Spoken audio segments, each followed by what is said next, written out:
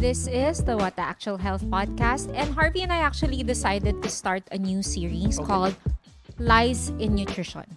Yes. So, lies in Yes. nutrition meaning mga things that you were made to believe related to nutrition that are actually lies. Yun lang yun. We started this, I think, without even realizing. Yes.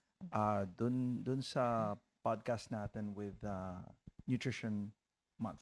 Yes, Right? yes, yes. So it started there. And then I Where thought we it's a good discussed yung series. just adding one ingredient kasi nga in the Yes. Philippines we like adding malunggay and turmeric to everything to make Yeah. it healthy and it's considered nutritious na supposedly. Yeah. So in this episode of Lies in Nutrition, Yes. in this series, Yes. the topic that we're going to cover today is the lie of everything in moderation.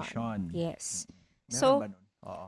meron. Okay, Kasi sige. 'di ba, lalo na in your IG, in my IG, in our social media, when we talk about an ingredient, when we talk about certain practices or certain food habits, we always get a comment that says, In moderation naman eh. Di or ba? everything in moderation Everything is in key. Moderation is key. It's Moderation. always the belief Oo. that as long as pa konti-konti lang, Yeah. Okay lang. pwede na siya. Oo. But why is it a lie? Go. Well, truth be told, is there really anything in moderation? I mean, when there are ingredients like, like let's say sugar or dairy that causes inflammation, minsan lang naman ako magkakain ng something with sugar eh. So, one moderation. Then the next day, minsan lang naman ako kakain ng something with dairy eh. Di in moderation yun. Di dalawang moderation na yun. Dalawang Correct. araw din. Correct. Right? Pero yun kasi yung hindi, I think, nagigets ng tao eh. When they count in moderation, they count per specific item. Right. So let's say, they say everything in moderation. In moderation naman yung cake ko eh. Today I'll have cake. My next cake is in 4 days. Or even worse, today chocolate cake lang naman yung kinain I was ko. gonna say that. And then tomorrow, it's going to be carrot cake. Oo. So it doesn't, Saka carrot cake doesn't kumbaga- count kasi healthy naman yun eh. May Yes. carrot eh. So, yun yung ganun, Diba? ganun yung math. Yun. Na you do not add 1 chocolate cake plus 1 carrot cake equals 2 cakes. They count it as separate things. It's 1 chocolate cake and 1 carrot cake. Like I said, some people will say, nag-carrot cake naman ako the second day. So, 1 plus 1 is equal to 0. Kasi, Na-cancel out. yung healthy sa Kasi not meron healthy. namang carrot. Yeah, May oo, carrot oo. pulp Yun naman yung naman isang cake na kinain ko. Yun naman eh, di ba? So, what do you think the logic is behind that? And how did this whole lie of everything in moderation Okay. and moderation is key started? Don't get mad with what I'm gonna say. Oh, no. No. But people like to eat their cake and eat it too. Tama ba yun? Tama ba? Have their They want to cake. have their cake and eat it too. Okay. Right? So, they want to enjoy it and justify it in their head na okay naman yung ginagawa ko eh. It's for my betterment naman eh. Meron akong ginagawa about my health. Okay. But in reality, it's not really helping you, right?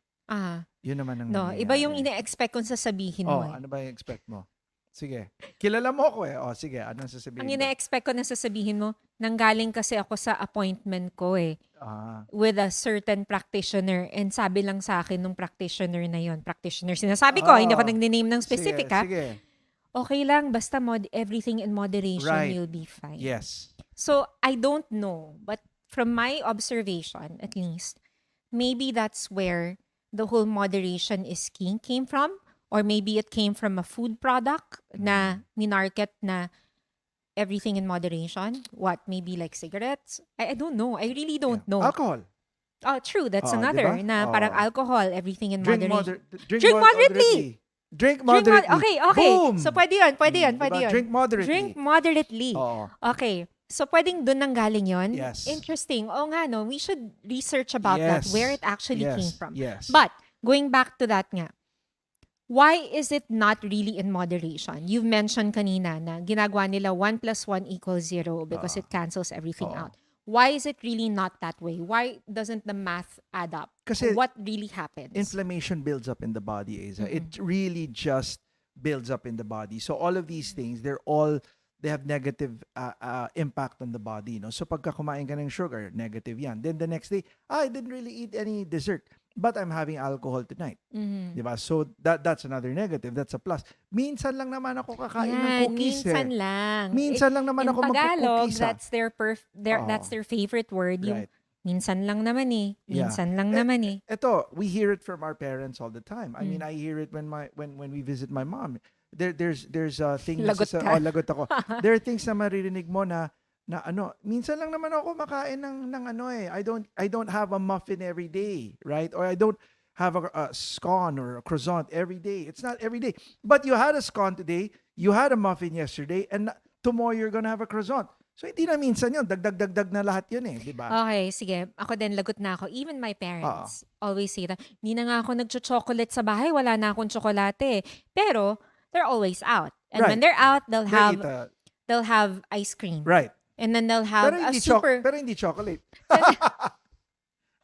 Kainin. Kawawa. Then they'll have a coffee na hindi naman talaga coffee drink because there's more milk and sugar and flavoring and syrup and whipped cream in Caramel it. na siya. Right?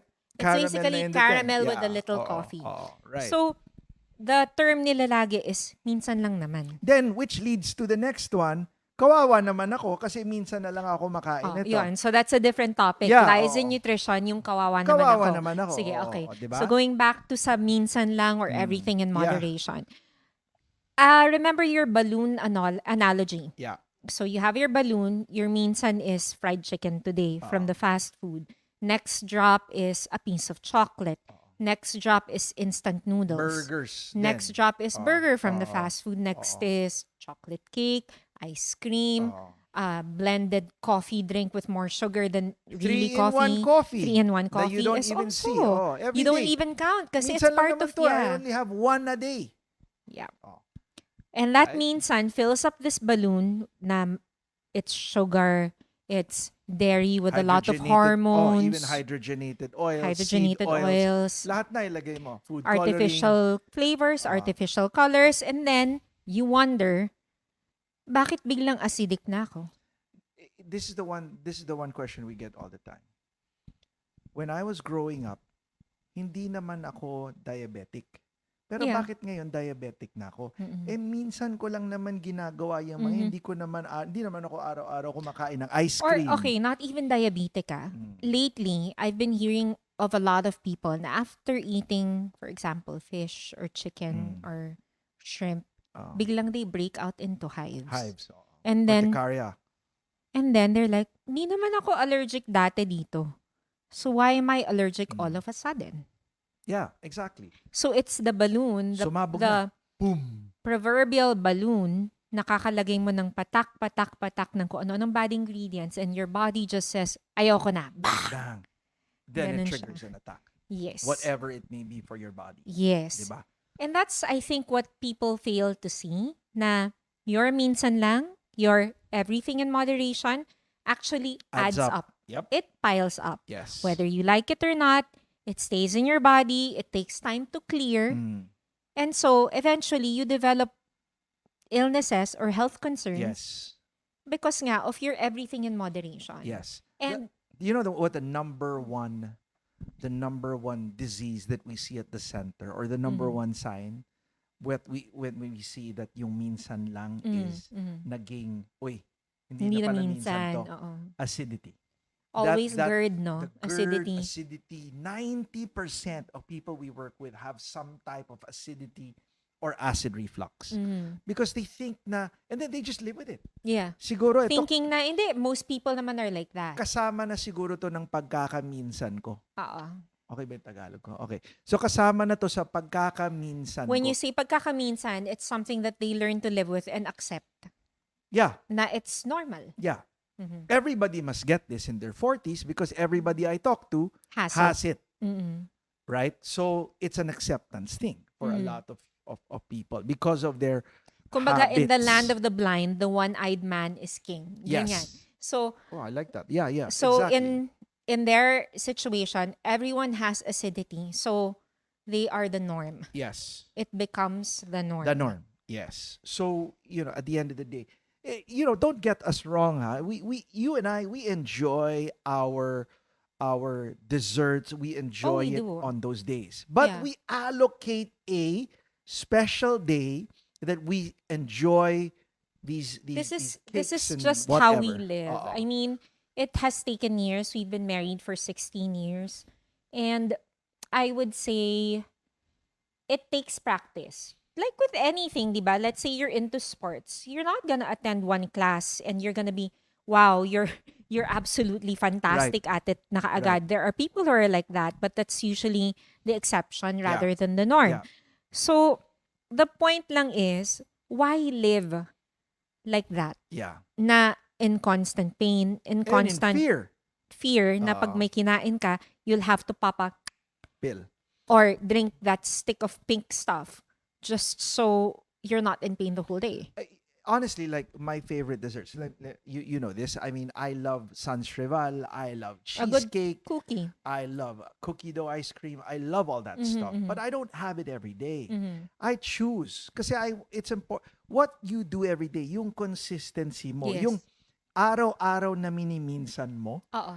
Yan yung critical in terms So of hindi your na siya health. minsan kasi Oo, inaaraw-araw mo na nga. yan nga yung point. Yung araw-araw na minsan mo, Mm-mm. that is what brings you to your critical point na talagang magiging healthy. I'm going to be healthy because of these daily habits. Mm-hmm. No? If I have a cookie or a dessert or a big one, you know how much I eat na Yes. during nung Christmas, 'di ba? I had a half a San Cheval cake. Yeah. I mean, people with our Half a friends. 9 by 12 Sans Rival. So when people came to us, my gosh, akala ko ba healthy to, but ganito ko kumaka. You know, the last time, That's your allocated that's day. my allocated day. So I just really enjoy it. So people always tell me, corny ng buhay mo. Hindi. Maganda asawa ko, masaya pamilya ko, and I get to eat dessert without getting worried about my And wala kang disease. maintenance meds. Yes, exactly. And hindi ikaw yung tatay na pag niyaya ka namin maglakad sa mall, hindi yung after a few steps, hindi mo Pahinga na na kaagad. kaya. Hindi na, oo. You're always, hindi ka rin yung tatay na always in pain. May gout, may acidity, or kailangan na hypertensive. Yeah. You're not also the father that I have to worry about. Yeah. Because I know about couples na they have to worry about their partners kasi nga, hindi nila alam if their partner's gonna drop dead. Yeah, Kasi yeah. naka-maintenance meds na, ang tigas pa rin ng ulo Yeah, when it yeah, comes yeah. to They food. stick to food. Yeah. Oo. Diba? Parang, sorry guys ha, hot take, that's not love. Mm. It's not. Mm. Na feeling mo binibaby-baby ka na, oh, bawal ka niyan, bawal ka niyan, yung gusto mong ginaganon ka. You're causing unnecessary stress Yes. with your partner. Not Anyway, just the whole family. going back. Oo. Sorry, iwan na yun. So, Passionate siya about that topic. yes, Oo. kasi parang, wow, you don't love your partner enough or your kids enough to stop eating the junk that's causing your health and your body to deteriorate. Exactly. It's quite crazy. Yeah. Honestly, it's quite crazy. But anyway, Mm. going back to the moderation is key. You've had cancer patients. Yes. A And lot. some of them still believe that they're entitled to eat whatever they like because nga, moderation is key. Yeah, oo. Tsaka ang number one, I mean, another topic altogether, but parating may new topic tayo na palaki ng palaki, no? Parang we keep opening a Pandora's box doing these doing this podcast natin. But majority of the doctors, oncologists that you will see or hear, then one of the number one questions that's asked with them is, Doc, anong kakainin ko? Mm. They'll tell you always, you can eat whatever you like, basta in moderation. Mm. So, the tendency is, okay lang pala eh. But who's giving you this advice? People who have no background in nutrition. Or very minimal. Yeah. I would say very minimal. Very minimal. It's unfortunate, no? Yeah. That we've had to resort to this whole culture na okay lang kasi minsan lang naman. Tsaka Without may gamot really- naman eh. Yeah, Di ba? unfortunately. Okay lang, kain ka lang ng gusto mo. Bibigyan na lang kita ng metformin dahil Mataas na yung... mataas yung sugar mo. Sige lang, kaya yan. Okay Or lang yan. statins Oo, kasi maano Okay na. lang yan. May gamot naman para dyan eh. Lahat may gamot naman para dyan eh. Or is it also, hindi eh. I was thinking, is it age that you feel invincible kaya miniminsan-minsan mo? It's not eh. It spans all age groups, Yeah. no? Exactly. So, I guess the ingrained feeling lang is you're entitled to this. Kasi kailangan mo to kahit minsan-minsan lang. Yes. You deserve it because you've worked really hard. Mm. You deserve it because you're always giving yourself excuses that you deserve it because Mhm. you deserve it because either you ran hard or yung mga we know a lot of triathlete friends that I always hear as a triathlete myself. Mhm. Di ba, le? Former Oh, triathlete. former triathlete. So I used to think, we used to think, we have friends who still do na I can burn it anyway, Mhm. right? Mhm. So yun yung mindset. Me, I can burn it anyway. I worked hard. I deserve this. What's your excuse to keep doing it, di ba? Yeah, at the Mhm. end of the day, yun naman yun eh. Or sometimes then, I guess it's all about what practices you grew up Yeah. with. But then again, when you use that as an excuse na hindi, ito na yung kinasanayan ko Oo eh. eh. Parang you limit yourself as a human being. You Absolutely. limit your growth. You limit your capacity to change for the better. Yeah. Why not try something new? Get better, get more optimal, get fitter. Not for you, Mm. for your family, for the people around you, for the kids growing up around Incidentally, you, you were talking about nung Christmas, you ate so much of your cheat food. right? Yeah. Here's Gosh. a Ugh. tip from us.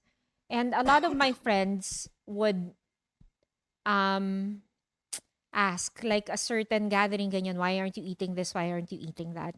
I've conditioned myself na, for example, pizza. I'm going to eat the pizza that I really want to eat Yes. The instead good of stuff. yes, the good stuff, meaning it's really Good quality. good quality and the taste is really Yes. good. Taste Yes.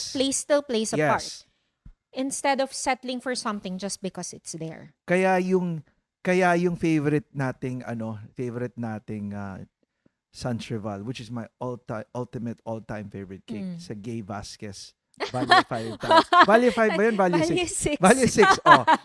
If you like crunchy Sans Rival, so oh, good, so it's good. so Oh, good. Gay Vasquez. Hindi tayo sponsored. Sinmention mo pa. Hindi, pero it's Ay. really good eh. So, I mean, if we can I'm telling you, Yeah, but it's really good. that's where But we that's get the it. point nga eh. I'll wait for that. Yes. And if I decide to have that, I'll have that. Yes. Or for cookies, Yeah. I'm gonna wait until my friend, si Aisa, hi Aisa, Ah.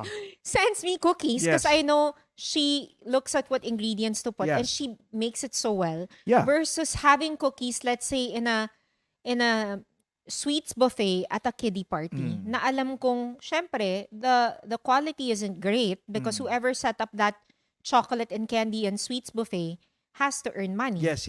So it's the mindset na I'm really gonna have the best possible, best tasting thing that I want Right. instead of eating it just because it's there. Do you notice when we do cheat food, we decide. We decide what we're gonna order. We Yes. decide how much. Whereas Yes. most people, they're not decided. They Kumbaga, get there, parang, they let oh, the shucks. situation dictate. Yes. Ganun That's the siya. difference. So let's say nasa party ako, may barbecue. Mm. Like, I'm not sure if this barbecue is going to be good. And let's say I'm craving barbecue. Siguro, ang gawin ko, tikim ako ng ganyang liit.